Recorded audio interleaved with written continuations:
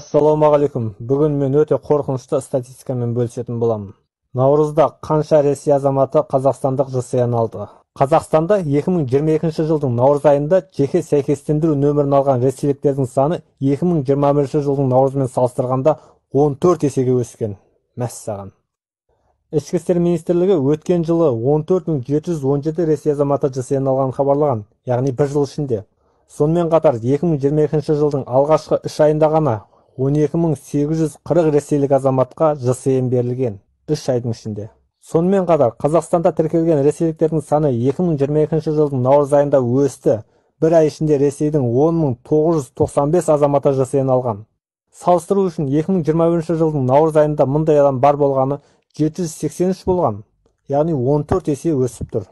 Ал Украина азаматтарына келетін болсақ, ішкі істер министрлігінің мәліметінше мұндағы өсім шамалы болған. 2021 жылы Қазақстанда барлығы 1087 украиндық ЖСН алды. Айға шаққанда 70-тен 128 адамға дейін тіркелді. Биыл олардың саны аздап өсті. Қаңтарда 12 украиндық ЖСН алды. Ақпанда 80, ал наурызда 198 адам. Қазақстандықтар туған кезде жеке сәйкестендіру нөмірін автоматты түрде алады. Қазақстанда ЖСН 2007 жылы енгізілгендіктен бүгінде барлық азаматтардың жеке куәліктері мен туу туралы куәліктерінде нөмірлер бар.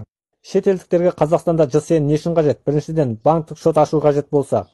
Егер шетелдік Қазақстан аумағында орналасқан көздерден кіріс алса, салық салынатын мүлікті, мысалы автокөлікті сатып алғанда, Қазақстан резиденті заңды тұлғаның басшысы немесе резидент емес заңды тұлға филиалының басшысы болып тағайындалған кезде қажет.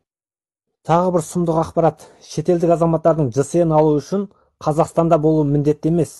Мұны прокси арқылы да жасауға болады екен. Яғни интернет арқылы ол азамат Ресейде отырып та Қазақстанның ЖСН алады. Қазақстанның ЖСН алып, Қазақстанда банктік шот ашып, Қазақстанда бизнесін аша алады, және Қазақстанда резидент емес заңды тұлғалардың филиалдарының басшысы бола алады. Ал керек болса, бұған не дейсіздер? Әлем және Қазақстан жаңалықтарын бірінші болып білгіңіз келсе, арнаға жазылыңыз. Қазақ тілді арнаның дамуына үлес қосайық ағайын.